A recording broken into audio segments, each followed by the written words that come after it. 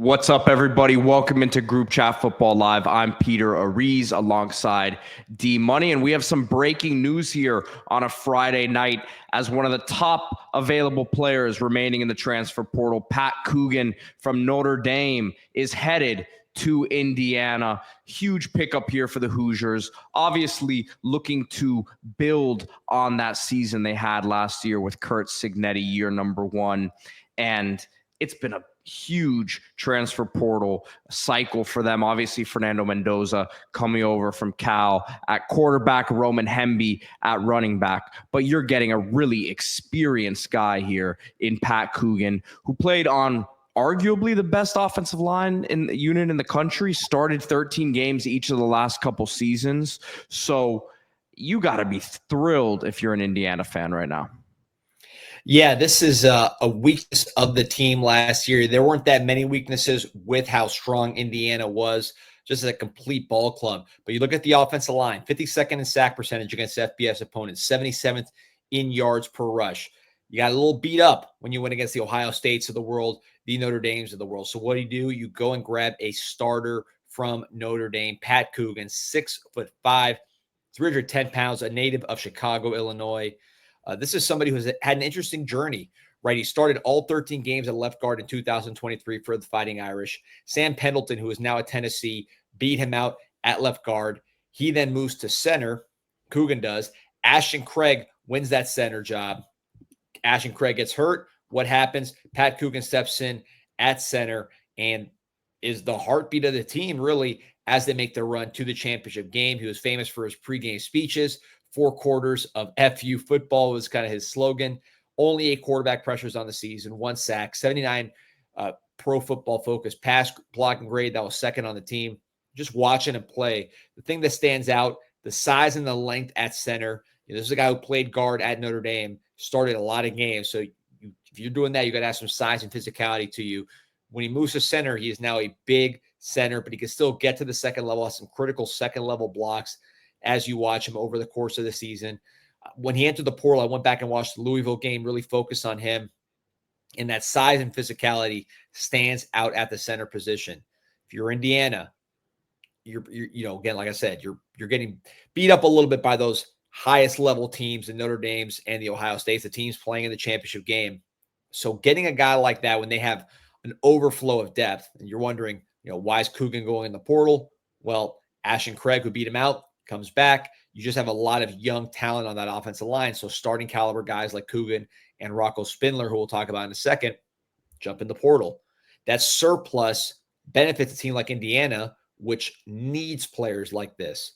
So you put him in to the lineup in Indiana. You got Drew Evans and Carter Smith back, Vinny Fiacable. You add Khalil Benson from Colorado, who was in Indiana, comes back, starter for Colorado. Zen Mikowski, another Ohio State guy who got kind of caught up in that surplus of Ohio State, started a game at left tackle, but was really more of a backup, comes to Indiana, it's an opportunity to play. So again, these teams that beat you up, whether it's Ohio State or Notre Dame, you take their surplus, fortify your weakness. You got Fernando Mendoza at quarterback, who might be one of the best quarterbacks in the entire Big Ten. You mentioned Hemby, already one of the better running backs in the Big Ten. Now you're starting to see the outlines of a really, really nice offense. We've talked about Holden Stays in the past, another Notre Dame guy who went off to Tennessee, now at Indiana.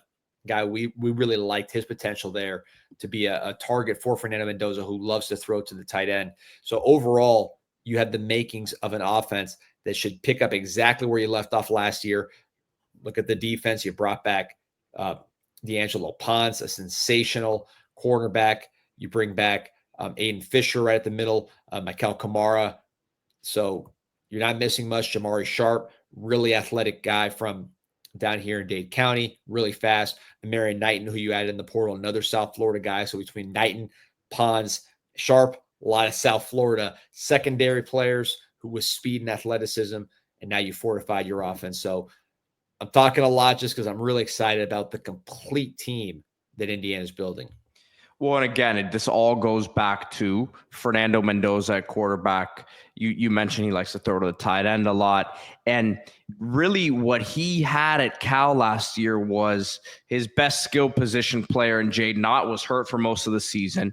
Statistically, just looking at PFF grades, for example, the offensive line was one of the worst units in the Power Four conferences. So you're now building a team around him at Indiana that plays to his strengths. And I think you just look at the numbers to what Mendoza did at Cal the last couple seasons, and it's not necessarily going to tell you the full story about his ability as a quarterback. And I really think that what Indiana is putting around him is going to suit his strengths very ideally.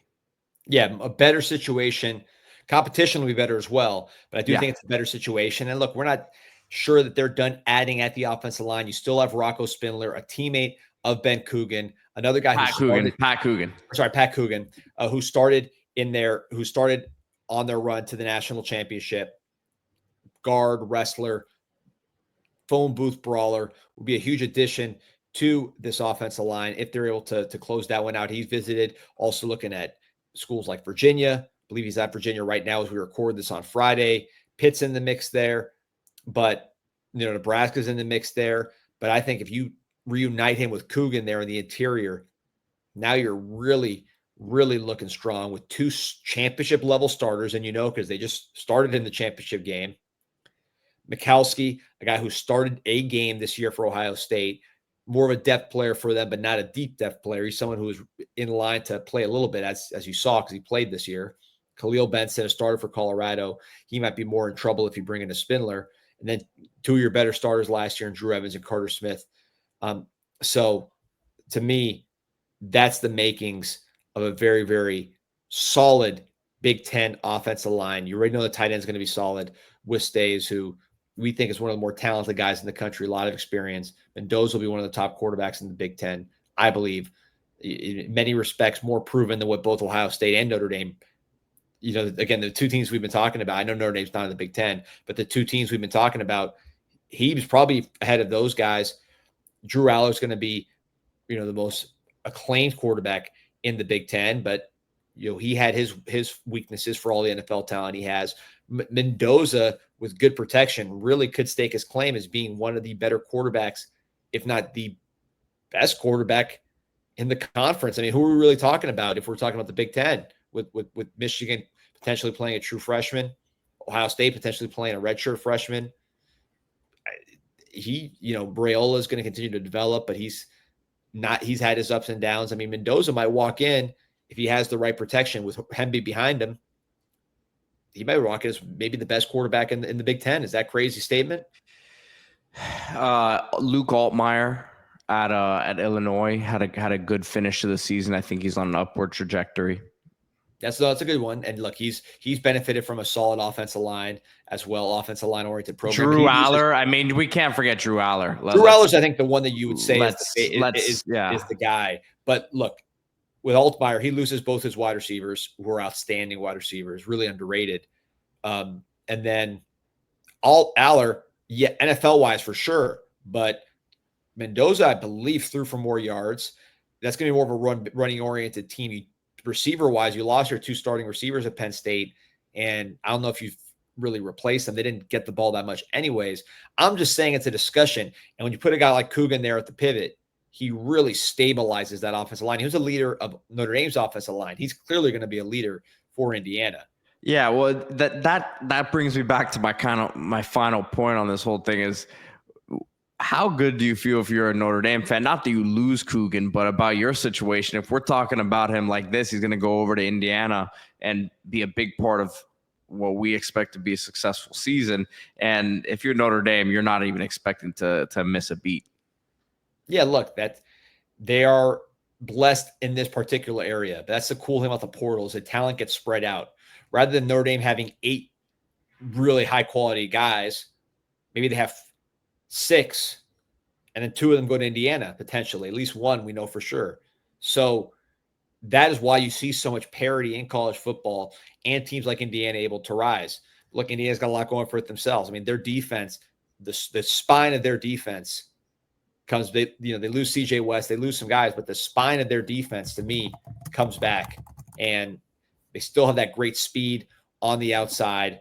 They still have that disciplined approach, flying to the football, tackling. They should be pretty good there. And then I think on offense, as good as Rourke was, I could see Mendoza being the same type of player, but better. Hemby, I think, will be an improvement. The offensive line looks like it's certainly an improvement. Mendoza loves the tight end. You'll see Stays get the ball. I'm not saying the record will be better because of other factors. That it's just going to be a harder schedule. But I can see Indiana being a better football team next year overall than they were this year. Man, every time we talk about Indiana, we say that they know what they're doing. And Kurt Cignetti and his staff in year one really hit on a lot of these evaluations. Obviously, they had the luxury of having coached those guys and worked with them. So that obviously helps in terms of projecting whether or not it's going to work at your next school. But it's got to feel a little bit easier this time around that they have something to show for it in terms of a proof of concept of, hey, we did this with our guys last year. If we can get you in the building and we know what your talent level is, then we believe that you guys can help us take this thing to the next level.